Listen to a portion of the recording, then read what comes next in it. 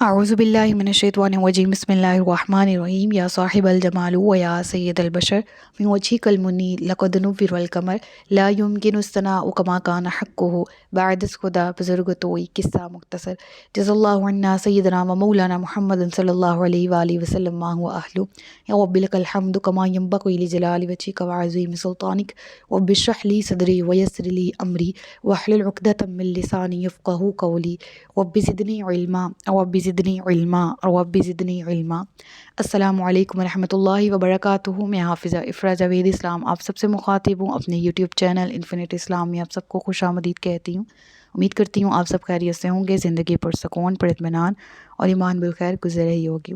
पारा नंबर 19 सूरतुल फुरक़ान उर्दू तर्जमा और तफसीर, इसकी आयत नंबर 34 तक हम गुज़िश्ता सबक में पढ़ चुके हैं। आज के सबक में आयत नंबर 35 से बाकायदा आगाज़ किया जा रहा है, जिसमें अल्लाह रब्बुल इज़्ज़त हज़रत मूसा अलैहिस्सलातु वस्सलाम का जिक्र करते हुए इरशाद फरमाता है वलक़द आतैना मूसल किताबा, और अलबत्ता तहकीक और ज़रूर बेशक आतैना हमने दी मूसल किताबा मूसा को किताब वजअलना माअहू और बनाया उसके साथ अख़ाहू उसके भाई को हारून जिनका नाम हारून है वज़ीरा वज़ीर। इसका ज़िक्र सूरह ताहा में गुज़र चुका है कि हज़रत मूसा अलैहिस्सलातु वस्सलाम ने ही दुआ की थी वजअल्हु वज़ीरम मिन अहली हारून अख़ुशदुद बिही अज़री, कि अल्लाह मेरे भाई को मेरे साथ वज़ीर बना जो मेरा मुआविन और मददगार हो। ठीक है, हारून अख़ी मेरा भाई हारून, ठीक है, जो कि मुझे क़ुव्वत दे, ठीक है, जो मेरे लिए बाइसे क़ुव्वत हो, जो मेरे लिए पैगाम रसानी के लिए आसानी पैदा करने का सबब बने। तो रब्बुल आलमीन यहाँ पर ज़िक्र फरमा रहा, हज़रत मूसा का वाक़या शुरू हो रहा और नबी पाक सल्लल्लाहु अलैहि वसल्लम की तसल्ली के लिए भी कि वो मक्की हालात में जिस तरह से गुज़र रहे थे, जिन हालात का शिकार थे, तो उनकी तसल्ली के लिए रब्बुल आलमीन ने अपने महबूब को फरमाया कि ए महबूब, आपसे पहले मूसा अलैहिस्सलातु वस्सलाम ने भी यूँ ही नबूवत का प्रचार किया, यूँ ही दीन इस्लाम की तबलीग की, उनके साथ उनके भाई हारून थे। और फिर हमने उन दोनों को फरमाया फ़कुलना ज़हबा इलल कौमिल लज़ीना कज़्ज़बू बिआयातिना, कि आप जाइए उस कौम की तरफ जो कि जुटलाते हैं हमारी आयात को, फ़दम्मरनाहुम तदमीरा, तो हमने इन्हें तबाह कर दिया, मुकम्मल तौर पर तबाह करना।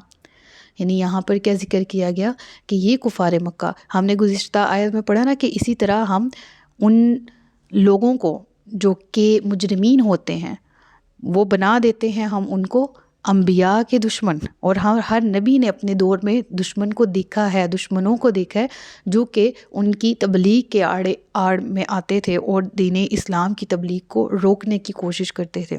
सो गो वहाँ पर यूँ तसल्ली दी गई और यहाँ पर उन अम्बिया का ज़िक्र किया गया, ठीक है, कि इनके दौर में भी अक़वाम थी जो कि ताकत में मुश्रिकीन मक्का से कहीं ज़्यादा थी, जो कि क़ुव्वत में, जहाँ रैंक मुश्रिकीन मक्का का है ये तो बहुत लो है, वो ताकत और क़ुव्वत में फ़िरौन जैसा बादशाह कदरे आगे था इनसे।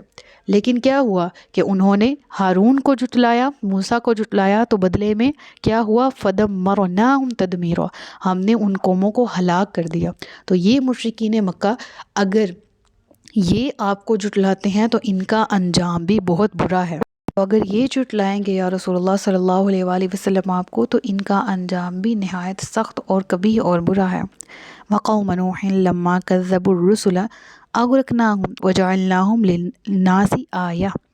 और फिर इसके बाद हज़रत नूह अलैहिस्सलातु वस्सलाम की कौम का ज़िक्र किया गया, और नूह की कौम जब उन्होंने रसूलों को जुटलाया तो हमने इन्हें गर्क कर दिया और इन्हें लोगों के लिए निशानी बना दिया। व अअतदना लिज़्ज़ालिमीन अज़ाबन अलीमा, और हमने तैयार कर रखा है ज़ालिमीन के लिए अज़ाबन अलीमा, दर्दनाक अज़ाब। व आदम व समूद, और आद यानी आद उला, व समूद हज़रत सालेह की कौम आद सानिया, व अस्हाबुर रस्सी और कुएँ वालों, व कुरून बैन ज़ालिका कसीरा, और उनके दरमियान बहुत सी कौमों को हलाक कर दिया। ये कल ही मैं अपनी क्लास में डिस्कस कर रही थी तफसीर की, और उनको मैं ये समझा रही थी कि बहुत से ऐसे अम्बिया हैं जिनका ज़िक्र हमें कुरान में मिलता है, बहुत सी ऐसी अक़वाम हैं जिनके जुटलाए जाने पर उन पर जो अज़ाब नाजिल हुआ उनका ज़िक्र मिलता है। और मुफस्सिरीन उलमा फरमाते हैं, अहले इल्म फरमाते हैं कि تقریباً 1,24,000 انبیاء کا نزول ہوا جو دین اسلام کی تبلیغ کے لیے نازل ہوئے، اور ان میں آخری نبی، آخری رسول حضرت محمد مصطفیٰ صلی اللہ علیہ وآلہ وسلم ہیں۔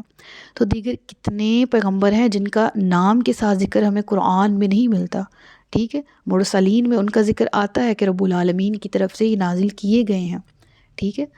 اور نام کا ذکر نہیں آتا، اس لیے ہم انکار نہیں کر سکتے۔ ہمارا کام ہے کہ قرآن کریم میں ذکر آتا ہے نا کہ ما انزل الیک و ما انزل من قبلک، ان سے پہلے جتنی شریعتیں تھیں، ہم مسلمان ہیں، ہم ان تمام شریعتوں پر ایمان رکھتے ہیں۔ ہم اپنے نبی پر، محمد مصطفیٰ صلی اللہ علیہ وآلہ وسلم پر ایمان رکھتے ہیں، اور ان سے پہلے دیگر جتنے بھی انبیاء اور رسول گزرے ان تمام پر ایمان رکھتے ہیں۔ ہاں، فالو کس شریعت کو کر رہے ہیں؟ شریعت محمدی کو، کیونکہ یہ آخری شریعت ہے۔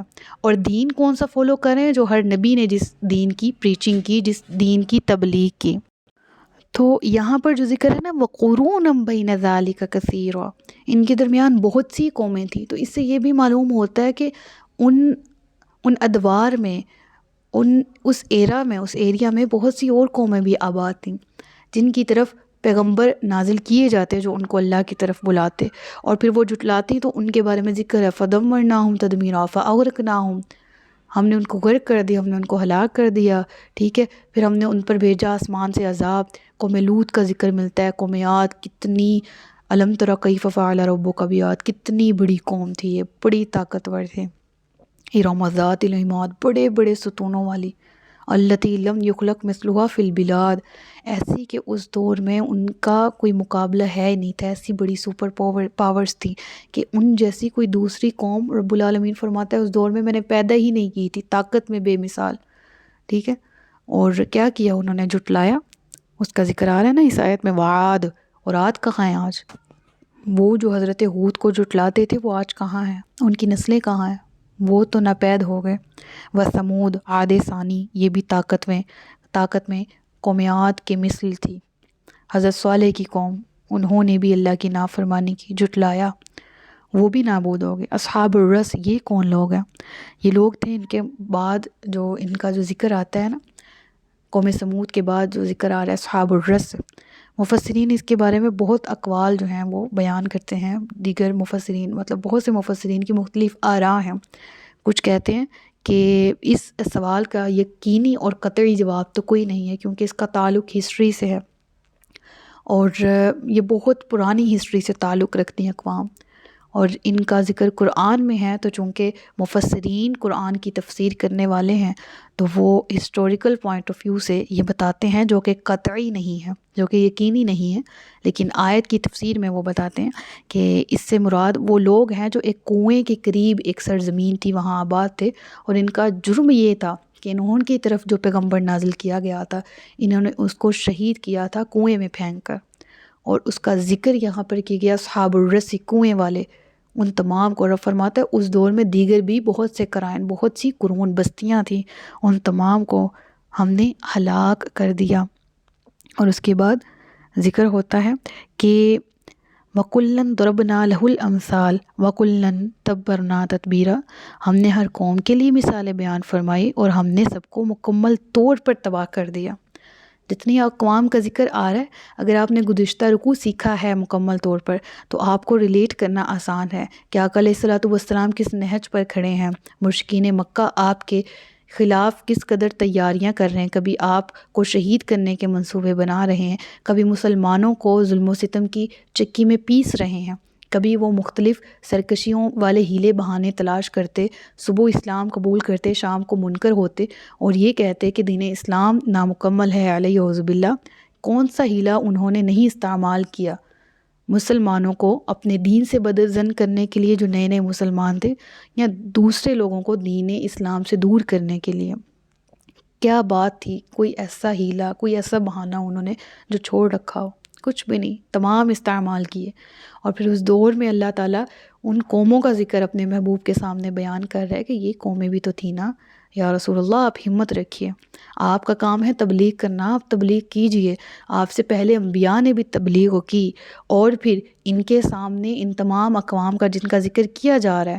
اور میں آپ کو دوبارہ بتا رہی ہوں وَقُرُونًا بَيْنَ ذَلِكَ سے ہمیں مراد ہوتے کہ جتنی بھی قومیں تھیں، جن کا ذکر قرآن میں صراحتاً نام کے ساتھ موجود نہیں بھی ہے، ہمیں معلوم ہو گیا کہ وہ موجود تو تھیں، وہ رہی بھی تھیں ان بڑی بڑی اقوام کے ساتھ، لیکن جنہوں نے جھٹلایا تو رب فرماتا ہے وَكُلًّا ضَرَبْنَا لَهُ الْأَمْثَالَ، ہم نے تو مثالیں سب کے سامنے بیان کی، وَكُلًّا تَبَّرْنَا تَتْبِيرًا، پھر ہم نے ہلاک بھی کیا ان کو، خوب ہلاک کر دینا۔ اور بے شک کہ اس بستی پر ہو آئے ہیں جن پر بری بارش کی گئی، تو کیا یہ اس بستی کو نہیں دیکھتے، بلکہ یہ مرنے کے بعد اٹھنے کی امید نہیں رکھتے۔ اور یہ آیت واقعی ہی ایک فیکٹ بیان کرتی ہے کہ جو ماہرین آثار قدیمہ ہیں نا، انہوں نے آج تک اپنی کاوشوں سے ہزارہ سال سے مدفون بستیوں کو کھود کر نکال لی ہے آج کے دور میں، اور وہ ان اسباب کا تجزیہ کرنے میں بھی بڑی مہارت کا ثبوت دے رہے ہیں کہ کون سی افتاد اس بستی پر آ پڑی تھی جس کی وجہ سے یہ برباد ہو گئی۔ ان تمام تر علمی کمالات کے باوجود انہیں اپنے عقائد و اطوار کی اصلاح کرنے کا خیال تک کبھی نہیں آیا، اور یہ خیال تک کیوں نہیں آیا اس کی وجہ بھی اسی آیت میں بیان کر دی گئی کہ یہ اپنی اصلاح کیوں نہیں کر رہے، کیونکہ اپنے احوال کو سنوارنے کے لیے عقیدہ آخرت پر ایمان ضروری ہے، بنیادی اہمیت کا حامل ہے، اس کے بغیر اصلاح کی کوئی بھی کوشش جو ہے وہ کامیاب اور دیرپا نہیں ہو سکتی۔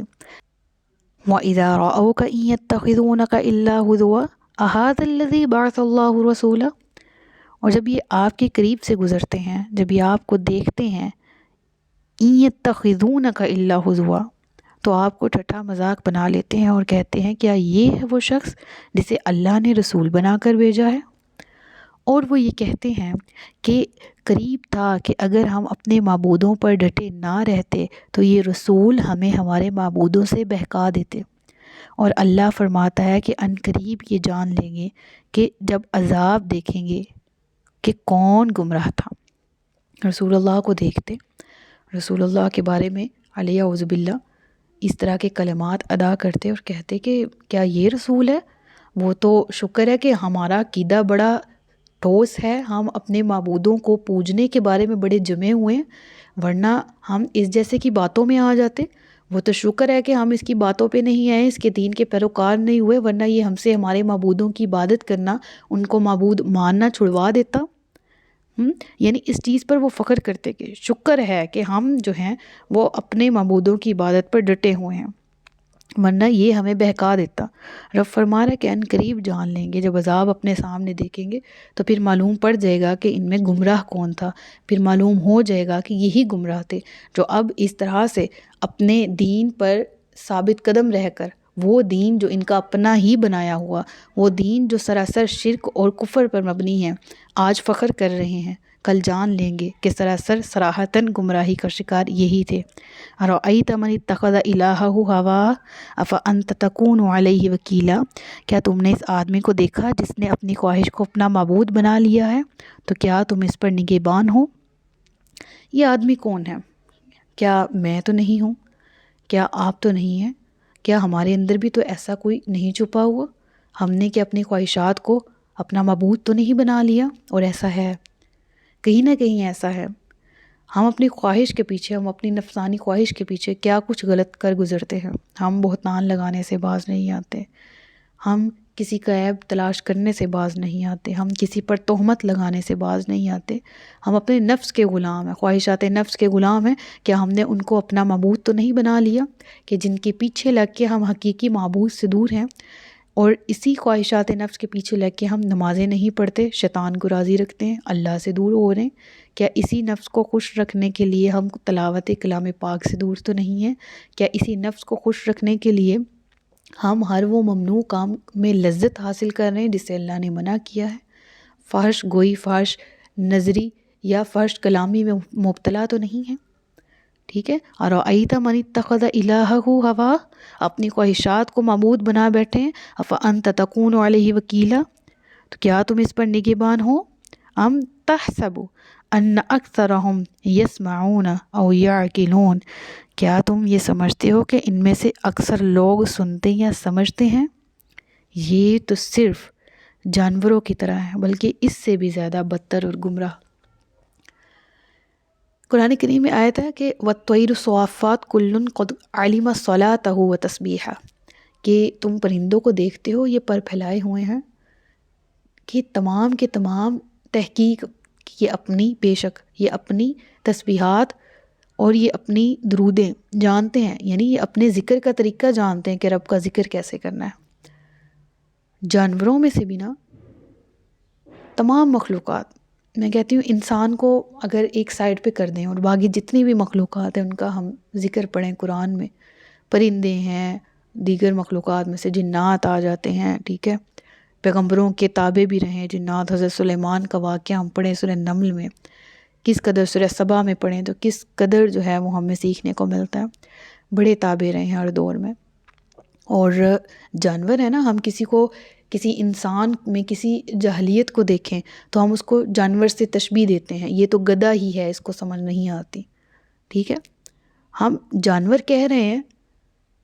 تو جو لوگ اسلام قبول نہیں نہ کرتے، جو لوگ اسلام کی راہ میں روڑے اٹکاتے ہیں، جو اسلام قبول کرنے سے دوسروں کو روکتے ہیں، رب فرما رہا ہے جانور، کیا جانور نہیں، کل انعام بل ہم اضل، جانور سے بھی زیادہ گرے ہوئے لوگ ہیں، یہ جانوروں سے بھی زیادہ بدحال لوگ ہیں، جانوروں سے بھی زیادہ گمراہ ہیں۔ یہاں پر تشبیہ دی گئی کہ کل انعامی، یہ لوگ ہیں جانوروں کی طرح، پھر کہا بلکہ ہم اضل سبیلا، یہ تو ان سے بھی زیادہ یعنی جانور بھی اپنی تسبیحات کو جانتے ہیں، جانور بھی تابع ہیں، جانور بھی اپنے مالک کے وفادار ہوتے ہیں۔ جس کو گدھا کہا جاتا ہے کیا وہ مالک کا وفادار نہیں ہوتا؟